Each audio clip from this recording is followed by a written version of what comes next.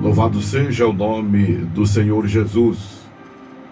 Chegamos ao capítulo de número 3 da carta de Paulo aos Efésios, né? E Paulo ele volta a confirmar aquilo que está escrito em João capítulo 3, versículo 16, que é tido como texto áureo da Bíblia Sagrada, que Deus amou o mundo de tal maneira que deu seu Filho unigênito para que todo aquele que nele crê não pereça, mas tenha a vida eterna. Desde que começamos a abordar Efésios, o livro de Efésios, temos batido nessa tecla, né? E já vimos isso, inclusive, também boa parte do livro de Gálatas, na carta de Paulo aos irmãos na Galácia. Louvado seja Deus. E em que momento isso Paulo o faz? No capítulo 3, versículo de número 5 em diante, que nos diz que noutros séculos não foi manifestado aos filhos dos homens, como agora tem sido revelado pelo Espírito aos seus santos, apóstolos e profetas. Aos seus santos apóstolos e profetas. A saber, que os gentios são co-herdeiros e de um mesmo corpo, participantes da promessa em Cristo pelo Evangelho. Louvado seja Deus. É muito importante isso aqui, amados.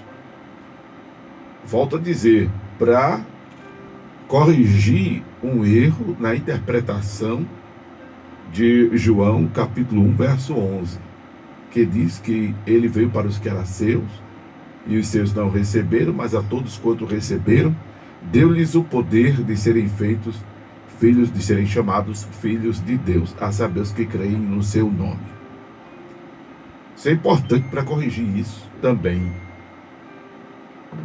O entendimento errado, a interpretação de que Jesus veio salvar os judeus e pelo fato de os judeus o rejeitarem, ele resolveu salvar os gentios. Não é isso está errado. Deus amou sempre o mundo. E aí volto a ter que explicar que quando Jesus vem, e o texto diz para os seus, é para restaurar o papel messiânico, o papel missiológico do povo de Israel. Porque era para, através de Israel, o mundo ser evangelizado. A nação de Israel ser a nação missionária. Mas Israel rejeita essa restauração espiritual no momento. Episódio que se dará depois da grande tribulação. Não é? Aliás, episódio que se dará, isso mesmo, depois da grande tribulação, porque aí vem a parousia, né? Os eventos são assim. Estamos vivendo, os eventos se dão assim. Estamos vivendo a chamada era da igreja. A qualquer momento, Jesus vem. A qualquer momento, a igreja será arrebatada. E quem é a igreja? Ou o que é a igreja? A igreja são os que vivem lavados e remidos pelo sangue de Jesus. A igreja são os que têm o Espírito Santo em seu interior. A igreja são os que procuram fazer, ou os que fazem, de fato, das tripas coração para agradar a Deus. O que é a igreja? O que é isso? É a igreja? São os convertidos e nascidos de novo, que são pessoas que se comprometeram a coadunar suas vidas a respaldar suas vidas no que diz respeito à Escritura Sagrada, ao Evangelho de Jesus. E volto a dizer, o Evangelho de Jesus é a real, é a verdadeira interpretação da lei, conforme entendemos, inclusive nas entrelinhas desse capítulo 3 de Efésios.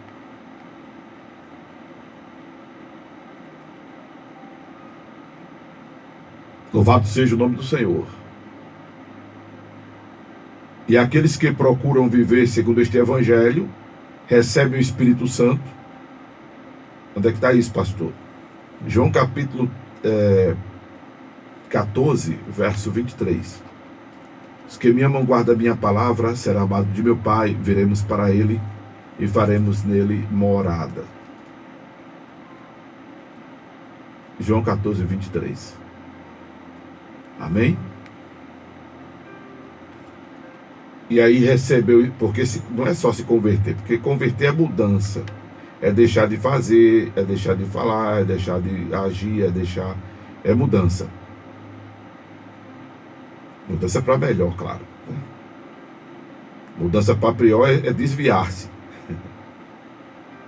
Mudança para pior é desviar-se. Mudança para melhor é conversão. E aí esta conversão, essa mudança, a pessoa se aliancia com Deus de viver a sua palavra, seguir os seus ensinamentos. Aí esta pessoa recebe o Espírito Santo, nasceu de novo. Igrejas são essas pessoas assim, que estão sujeitas a Cristo.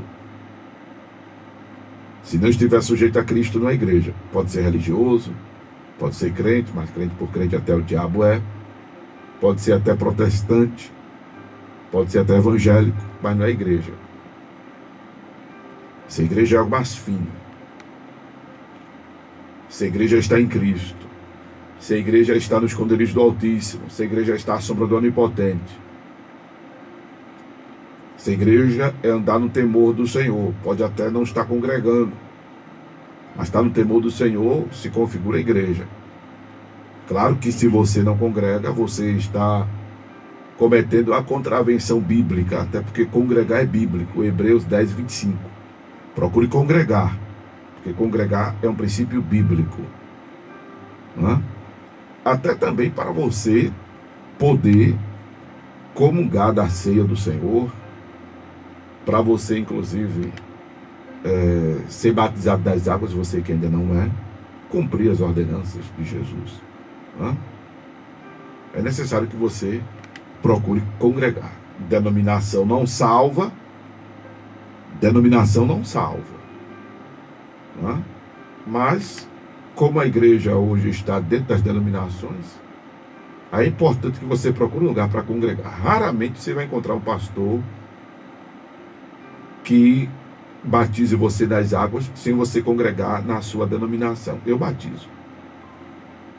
Raramente você vai encontrar um pastor que ministre a ceia do Senhor a você que não faz parte da mesma denominação. Nesse caso, não só eu, mas outros colegas também fazem. Não é? Mas é necessário congregar, meu querido irmão, meu querido ouvinte. Hebreus 10, 25. Amém? Congregar é um princípio bíblico. Porém, ser igreja transcende a ter o nome no rol de membro de uma denominação. Ser igreja vai mais além. Não é? Até porque quando Jesus vir, ele não vai pegar as paredes do templo, ele não vai pegar a placa, ele não vai sequestrar o nome da denominação. Não, tá ali, faz parte dela, então vem. Não, não é assim. A condição, já vimos, é para quem está em Cristo. Vimos isso no capítulo 2 de Efésios. Não é? Então, Jesus vem a qualquer instante, Jesus vem a qualquer momento, arrebata a igreja. Os que morreram em Cristo ressuscitam primeiro. Depois, os vivos serão transformados no abrir e fechar de olhos e subiremos ao encontrar o Senhor dos ares. Aí esse é o episódio. Aí que acontece? Se desencadeia na terra, por depois de um tempo, a grande tribulação. A grande tribulação, que é correlacionada à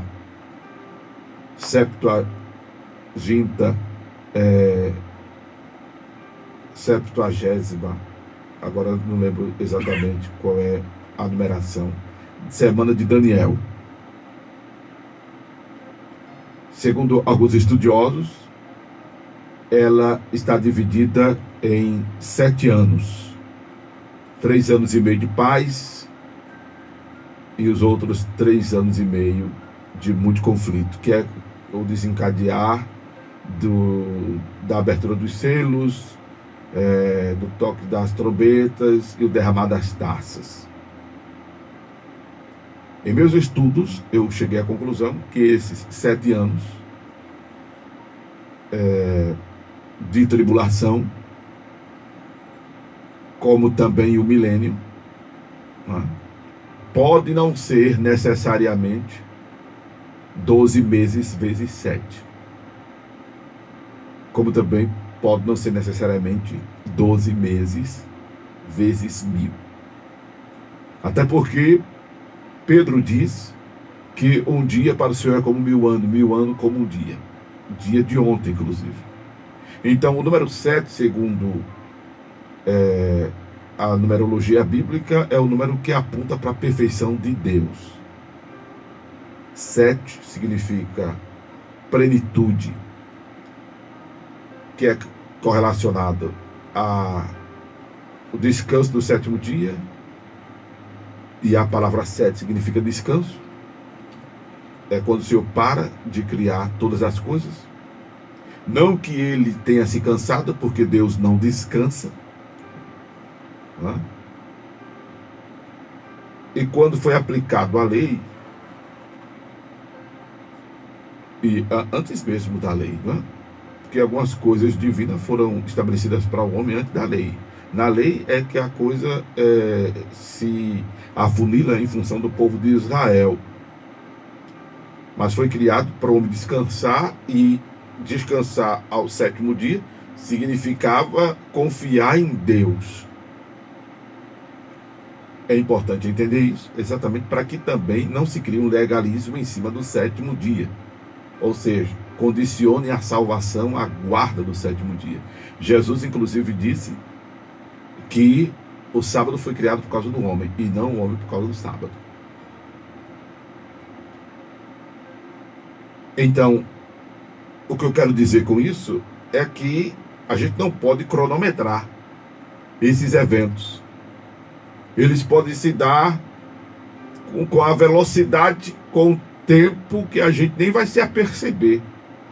Como tem muita gente já dizendo a mim, realmente, pastor Amaro, esses últimos dias estão passando rápido. Dia desse era segunda-feira, hoje já é segunda-feira. Dia desse era sábado, daqui a pouco é sábado. Tem muita gente que está se apercebendo da velocidade do tempo que está passando. Então, 7 não significa necessário, 7 anos de tribulação, como milênio também não significa necessariamente essa cronometragem aí. Mas o indicativo da perfeição e da prontidão de Deus em fazer. Mas o episódio se dá assim: a igreja é arrebatada, se desencadeia a grande tribulação. A grande tribulação termina com a parousia, que é a volta visível de Jesus, sim, porque no arrebatamento, que alguns chamam até de arrebatamento secreto, mas que não será secreto, porque as pessoas obviamente não vão ver a gente subir e o morto ressuscitar. Pode até acontecer de não ver, mas em Jerusalém, quando Jesus morre, os corpos de muitos santos são vistos. A questão é que Jesus estará sobre as nuvens, a exemplo da sua ascensão aos céus. Quando Jesus ressuscitou, 40 dias depois, ele vai para o Monte das Oliveiras e sobe para os céus. E quando ele sobe, a Bíblia diz que uma nuvem o encobre à vista dos discípulos, que ficam olhando para o céu, já triste, mas foi embora. Aí o anjo do Senhor aparece e diz a eles: por que vocês estão olhando para os céus? Este Jesus que dentre vós foi assunto aos céus, ele virá da mesma maneira que o vistes subir. Então o episódio do Monte das Oliveiras, de quando Jesus sobe, é assunto aos céus e uma nuvem o encobre a vista dos discípulos, se dará para o arrebatamento da igreja. Jesus vem, fica sobre as nuvens, ninguém vê. Mas aí a igreja viva é transformada depois dos mortos ressuscitarem e subiremos ao encontro do Senhor nos ares. E ali estaremos sempre com o Senhor. E dali estaremos sempre com o Senhor. Aí na terra se desencadeia a grande tribulação. E vai acontecer coisas que nunca aconteceram antes e nunca acontecerá depois. De guerra, de fome, de mortandade,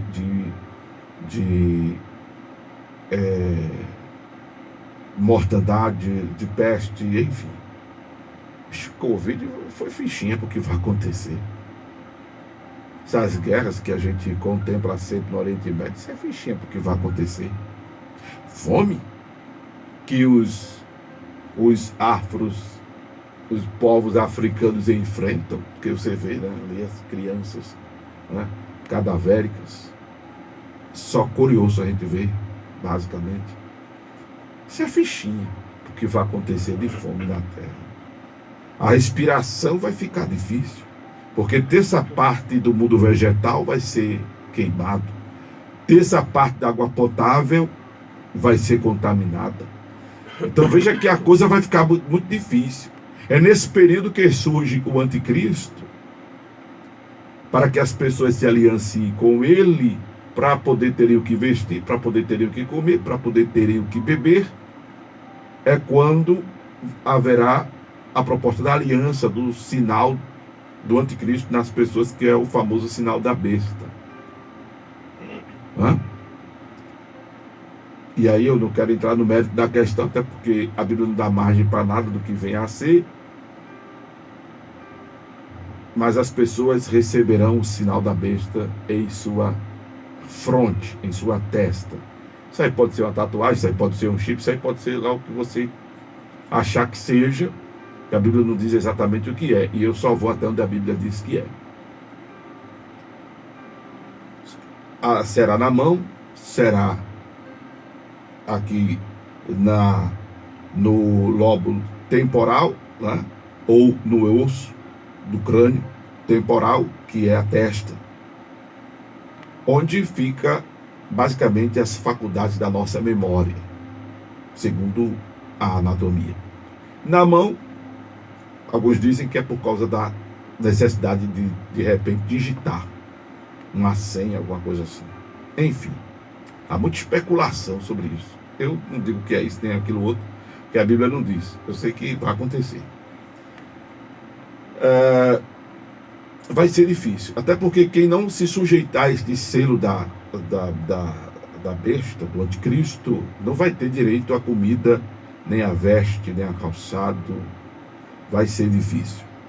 Vai ser difícil. Olha, eu até digo às pessoas, para se salvar na grande tribulação, vai ser por um cabelinho de sapo.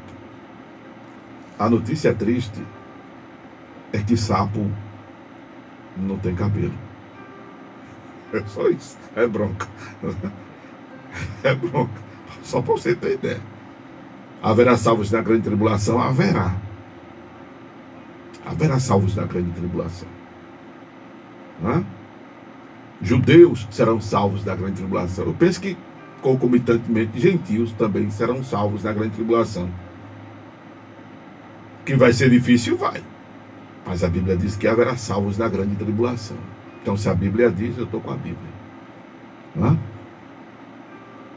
Desviados que ficarem poderão se converter. Rapaz, eu perdi. Desviado de todos os níveis e graus.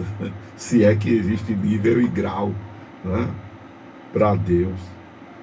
Eu digo nível, é novo convertido, é convertido há mais tempo, é a pessoa que tem uma função eclesiástica, é a pessoa que não tem função eclesiástica, é o que é menos graduado eclesiasticamente, o que é médio graduado eclesiasticamente, o que é mais graduado eclesiasticamente, como se houvesse diante de Deus essa hierarquia que não há. Eu tenho até dito sempre que ser pastor não é cargo, evangelista não é cargo, apóstolo, bispo não é cargo, são funções. Quem criou essa hierarquia eclesiástica foram os homens. Diante de Deus, Efésios 4:11 é nessa horizontalidade e não nessa verticalidade. Porque não existe ninguém maior entre nós. Não existe ninguém grande entre nós. O grande é Deus, né? É Jesus. E cargo inspira destaque. O único que merece destaque é o Senhor. Amém? Pois bem, quando termina a grande tribulação é na parousia, que aí já é Jesus vindo visivelmente. Nesse período, as nações estarão cercadas para exterminar Israel, que é um desejo de muitos povos, e faz tempo, exterminar Israel. Porém, quando os povos tiverem um avanço ao ponto de exterminar Israel, a Bíblia nos diz que o Senhor vem para livrar o seu povo. A exemplo do que ele fez, livrando o povo de Israel quando saiu do Egito, abrindo o Mar Vermelho, ele vem para dar livramento novamente a Israel. A palavra de Deus diz. E isso acontecerá na parousia, que é a vinda visível de Jesus. É quando a Bíblia diz que eles verão aquele a quem o transpassaram. Aí é quando Israel admite agora que aquele Jesus, que há 2025 anos atrás, segundo o nosso calendário, foi crucificado, foi negado por eles, era de fato o Messias, era de fato o renovo, era de fato o Salvador. E o verão, diz a Bíblia, a quem o transpassaram. E daí se desencadeará o milênio. O Senhor destruirá os inimigos de Israel. O Senhor destruirá os inimigos de Israel, como já fez diversas vezes no Velho Testamento. E aí será implantado o milênio. E o milênio será composto pelos ressuscitados, que foram arrebatados, pelos transformados, que foram arrebatados, e pelos vivos que ficarem na terra, que sobreviveram à grande tribulação. Para esses, servirá de alimento a árvore da vida. Para esses servirá de alimento a árvore da vida. Para os arrebatados, vivos e ressuscitados, não precisará de alimento, que teremos um corpo glorioso, igual ao corpo de Jesus. Serão para esses que céu e terra será a mesma grei, tanto faz estar no céu como está na terra. A gente vai ter essa habilidade, porque seremos como anjos. Isso parece utopia, né? Mas é o que a Bíblia diz e a gente crê na Bíblia. Seremos como anjos, não seremos anjos, seremos como os anjos. Por quê? Porque nós somos seres humanos que serão transformados, passaremos por uma metamorfose. É igual a de Jesus. Jesus não ressuscitou com um corpo glorioso? Jesus não foi visto pelos discípulos? Jesus não foi apalpado? Jesus disse, toca em mim, sou eu mesmo. Só que quando Jesus aparece no lugar em que ele diz, eu vejo aí as minhas mãos, toca aqui. Ele aparece do nada no templo. A ideia é que Jesus tenha passado pela parede. Ou simplesmente aparecido. A Bíblia diz que o nosso corpo será semelhante ao de Jesus Cristo. É essa esperança toda que alimenta a nossa fé.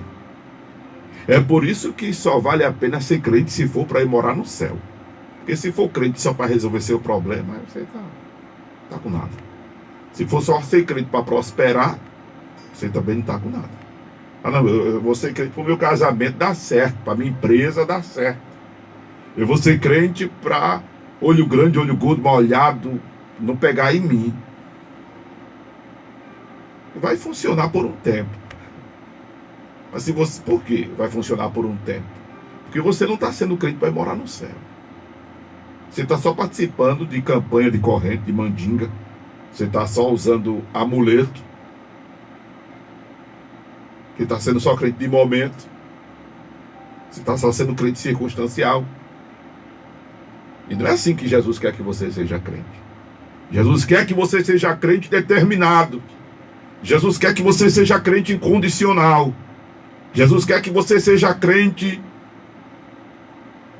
estejam as coisas boas ou ruins.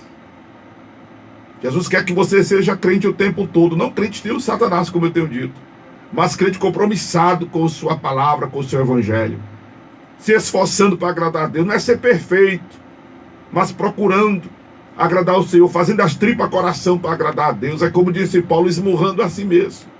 Não é com masoquismo, não é dando chicotada nas costas, não é ficando de joelho em cima de grãos, não é fazendo sacrifício de tolo, não, porque o sacrifício Jesus já fez na cruz.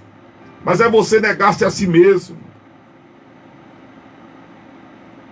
É você procurar moldar sua personalidade, seu temperamento, seu jeito de ser, procurar melhorar a linguagem, os conceitos, os valores, coadunar tudo isso ao Evangelho de Jesus. Mas para isso o Evangelho precisa estar em seu coração, em sua mente. Porque a partir do momento que este Evangelho estiver na sua mente, em seu coração, ele vai nortear seus passos, suas atitudes, sua linguagem, seu comportamento, sua vida. É quando o apóstolo fala de nós termos o nosso homem interior, aleluia, corroborado com o poder pelo Espírito Santo,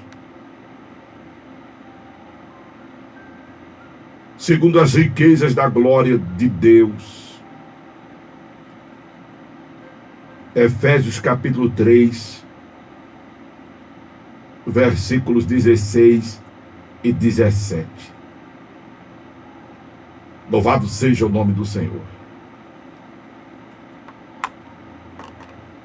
Procure ser crente para ir morar no céu. E aí, irmão, se você é crente para ir morar no céu, as outras bênçãos acontecerão, fluirão. O Senhor tomar a tua frente, vai te dar vitória. Tchau. Aleluia. Aleluia. Aí acontece a parousia, né? Se desencadeia o milênio. Glória a Deus. Depois disso, a Bíblia diz que Satanás é solto de novo, porque nesse período do milênio, Satanás está preso, a morte está presa, ninguém morre, ninguém é tentado. É o céu na terra, literalmente. No milênio.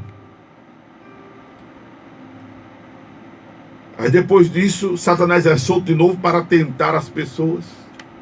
E é quando vem fogo do céu e consome ele. E a partir daí acontece o evento do juízo final.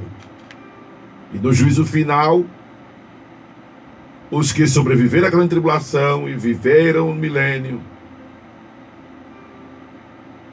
os que já foram arrebatados, ressuscitados, já estão salvos, já estão garantidos. A Bíblia diz que foge céu e terra. Foge céu e terra, vamos estar diante de Deus numa situação indescritível. Porém,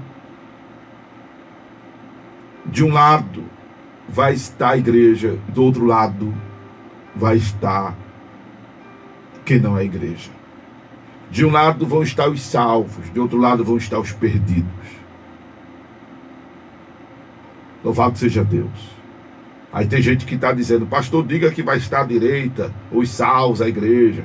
Diga que vai estar à esquerda. O pessoal fica fazendo uma espécie de meme, ou chacota, ou como é o nome, tirando onda, né? Porque diz que o pessoal da esquerda vai para o inferno. Não tem nada a ver com política isso. Inclusive, até a palavra de Deus, dia desse a gente lendo aqui, diz que o Senhor, se for falar de política, o Senhor não cria nem partido para isso, irmão.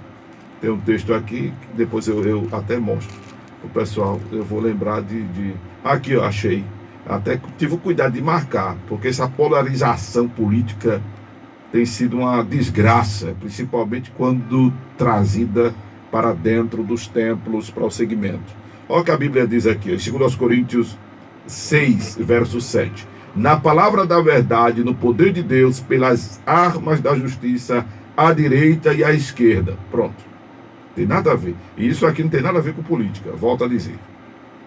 Amém? Porque tem uns crentes fanáticos politicamente, né? Tanto para um lado como para o outro, que acaba mais se destruindo do que somando. Esquece esse negócio de política, né? Nesse sentido conflitante. Política é importante para esse mundo, para essa dimensão. Muita coisa a gente só resolve na base da politicagem mesmo, né? Mas quando se refere à fé, esquece isso. Quando se refere à irmandade, esquece isso. Quando se refere à igreja, esquece isso. Em nome de Jesus. Você tem todo o direito de fazer as suas escolhas políticas, de se posicionar politicamente, só que não vale a pena matar nem morrer por esses caras, por essas bandeiras, muito menos cancelar o outro no Instagram, no Zap, famílias se entregarem. Irmão, não é para isso, não é, inclusive não é nem para isso que servem essas políticas, não é nem para isso que servem essas políticas. O ideal é que elas promovam o bem comum. Mas se a turma torcer o evangelho de Jesus, imagine as filosofias, né, que são elaboradas para atender os anseios sociais. A turma torce tudo. Torce. A turma entroncha, né, e fica defendendo ao seu bel prazer, seus interesses mais escusos possíveis, né, e com a capacidade de misericórdia fazer passar o trator por cima de você. Não é nem um trator, é aquelas máquinas redondas de ferro assim, que passa no asfalto, para deixar o asfalto bem socadinho. É bronca. Sobra nem a alma ali. Aliás, não sobra nem a pele, né, que derrete. É bronca. Então, não vamos misturar as coisas, pelo amor de Deus. Não vamos misturar as coisas. Mas a igreja, a palavra de Deus diz, os salvos estarão à direita e os condenados à esquerda. Os que estiverem no lugar dos salvos vão ouvir: vindes benditos de meu Pai. E os que estiverem do lado dos perdidos vão ouvir: o apartai-vos de mim.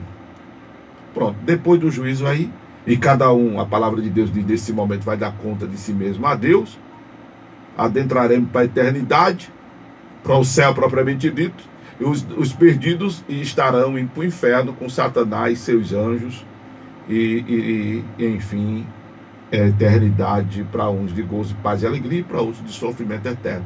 Aí você diz: mas pastor, e Deus faz isso? Deus não faz nada. São as pessoas que vão por conta própria, né? Porque já disse, está determinado a 12 caminhos largos e espaçosos. O Senhor já determinou. O inferno é a punição moral de Deus para o ser humano. E a Bíblia desenha que ele é eterno, como é eterno os céus. Louvado seja o nome de Jesus. Só que aí Paulo está dizendo aqui nessa carta aos Efésios, louvado seja Deus, que esta salvação, este é o plano salvífico, ele já era envolvendo os gentios, o qual Paulo foi constituído ministro. Aleluia. Sobre o qual fora revelado ao apóstolo Paulo,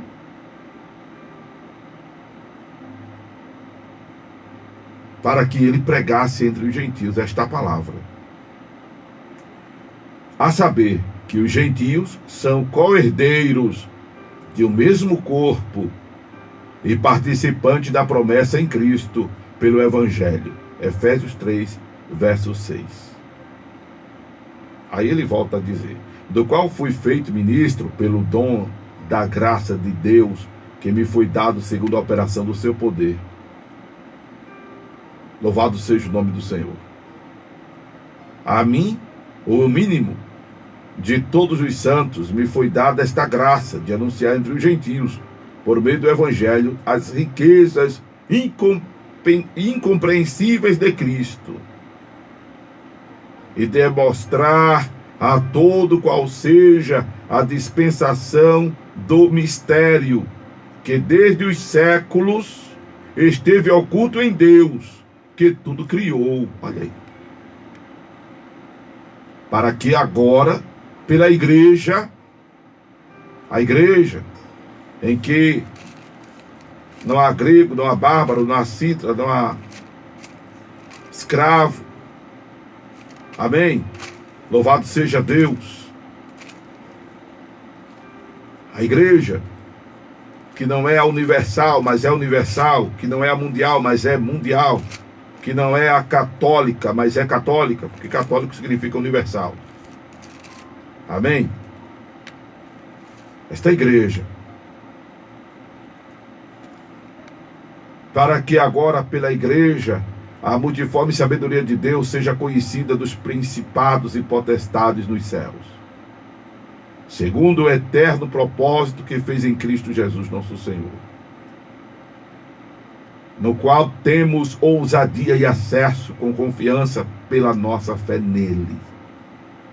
Portanto, vos peço que não desfaleçais nas minhas tribulações por vós, que são a vossa glória. Aí já é Paulo tratando de algumas questões pessoais dele, né? Louvado seja Deus. Então é essa enfatização que Paulo coloca aqui neste capítulo 3 de Efésios, e volta ele a dizer, aliás, volto a dizer, da necessidade de criar reservas, aleluia, de se estruturar espiritualmente.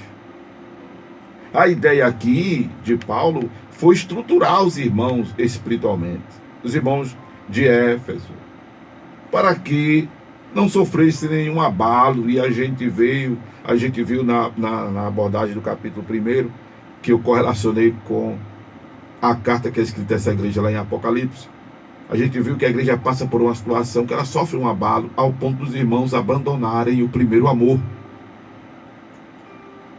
O que Paulo poderia, a propósito, estar sabendo, mas se não estava, pela presciência de Deus, já estava informando aos irmãos, como já dissemos, preparando-os para o dia mau. Se prepare para todos os momentos da sua vida. Viva o agora. Aprendemos já que devemos viver o agora. O que passou, passou. Nenhuma condenação há para quem está em Cristo. Quem está em Cristo, nova criatura é. As coisas velhas passaram, tudo se fez novo. Viva o presente com intensidade. Mas viva o presente com intensidade exatamente se estruturando para o amanhã, para o depois. Procure se fortalecer interiormente e espiritualmente. Procure fazer como Maria, estar aos pés de Jesus, para quando o seu Lázaro morrer. Aleluia.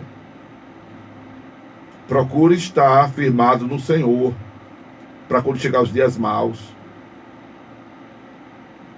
Bendito é o nome do Senhor. Amém? Esta palavra que eu recebi do Senhor para esta abordagem do capítulo 3 de Efésios, é em nome de Jesus. Se esta palavra lhe edificou, lhe consolou, lhe exortou, mexeu com você, Louvado seja Deus por isso. Se ela não fez nada, o que você ouviu foi a voz de Amaro Corrêa. Mas se ela fez tudo isso, foi a voz de Deus. Foi a voz do divino.